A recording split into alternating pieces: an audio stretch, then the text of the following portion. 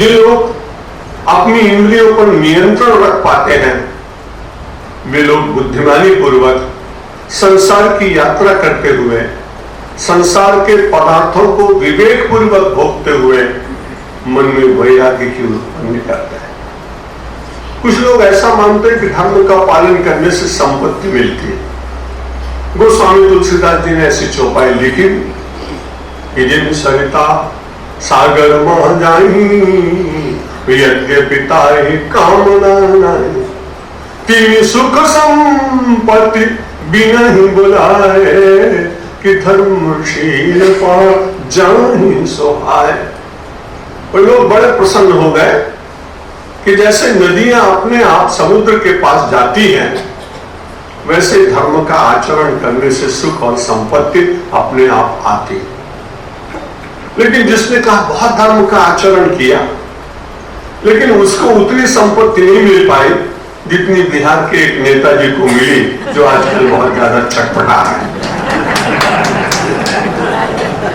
आप विचार करिए, अगर ये चौपाई पढ़ने के बाद अगर सुख और संपत्ति आनी चाहिए तो जो लोग बड़े सदाचारी लोग हैं उनके पास तो उतनी नहीं आ पा, तो क्या आपके मन में शंका होगी कि मुझे वही मार्ग अपना चाहिए जो कोई दुष्ट व्यक्ति या असत आचरण करने वाला व्यक्ति अपनाता है? तो जीवन और नष्ट हो जाए। उस समय तुरंत गोस्वामी तुलसीदास जी को याद आया कि चौपाई तो मैंने ठीक लिख ली लेकिन हम इसमें कुछ न कुछ, जैसे आप संविधान बनाते हैं और कुछ कमी रह जाती है तो उसके बाद उसका संशोधन होता है। अब उसके बाद गोस्वामी तुलसीदास ने कहा कि नहीं संशोधन करना चाहिए। तो धर्म के विरति जोगते ज्ञाना ज्ञान मोक्ष प्रद वेद दुखान। धर्म के द्वारा सुख और संपत्ति उतनी मिलेगी जितने में आपका काम चलता है।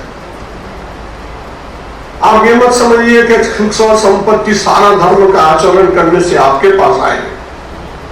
धर्म का आचरण करने से सुख और संपत्ति निश्चित मिलेगी लेकिन उतनी मिलेगी जितने में आपका काम चल जाए, जिसमें आपका मन न बिगड़े, जिसमें आपकी वृत्तियां चंचल न हो, जिसमें आपके इंद्रिय रूपी घोड़े उच्छृंखल होकर समाज और शास्त्र का उल्लंघन करके हुए दौड़ने लगे, ऐसा नहीं मिलेगा। लेकिन जितनी संपत्ति मिली संतोष पूर्वक, और जितने महापुरुष हैं, अब विदुर भगवान के कितने बड़े, सुदामा जी जिनका मैंने कल आपको वंदन किया था, कितने बड़े भक्त हैं और कितने दिन तक धर्म का पालन किया और सुख संपत्ति नहीं मिली। तो कोई आदमी कह सकता है मरते समय सुख संपत्ति मिली तो क्या करना, सारी जिंदगी तो मैं रोता रहा। लेकिन सबसे बड़ी बात यह है कि एक भी दिन अभाव का प्रभाव नहीं हुआ। धर्म के जीवन में जीने वाला व्यक्ति बाहर से अभाव से ग्रस्त दिखाई पड़ेगा आपको, लेकिन यदि आप उसके पास जाके उससे पूछेंगे तो वो कहेगा मैं बहुत संतुष्ट हूं क्योंकि मुझे ईश्वर के विधान पर पूरा विश्वास है।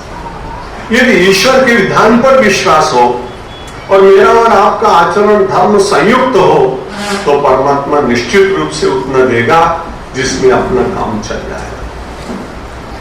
आपने तो कितनी बार नरसिंह मेहता की वो कथा सुनी है जहां हुंडी पूरने के लिए भगवान श्री कृष्ण जाते हैं, और मेरी दृष्टि में तो सारे इतिहास में सर्वश्रेष्ठ महापुरुष सुदामा जी लगते हैं कि जो अपने मित्र के साथ में मैत्री होने पर भी कभी गए और उनका मित्र भी कैसा अद्भुत।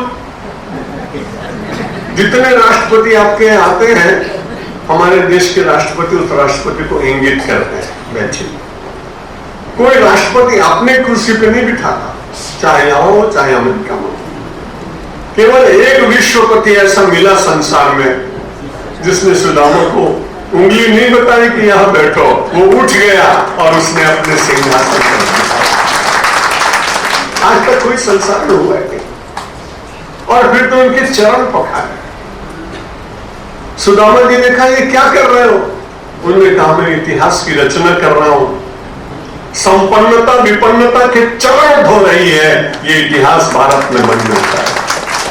चरित्रवान व्यक्ति भगवान से भी अपने चरण धुला सकता है। ये आत्मसंतुष्टि व्यक्ति के भीतर तब जागती है जब गुरु ने कहा यतो वा इमानि भूतानि जायन्ते ये न जातानि जीवन्ते ये प्रयत्य संविशन्ते तद विजिज्ञासस्व तद ब्रह्म।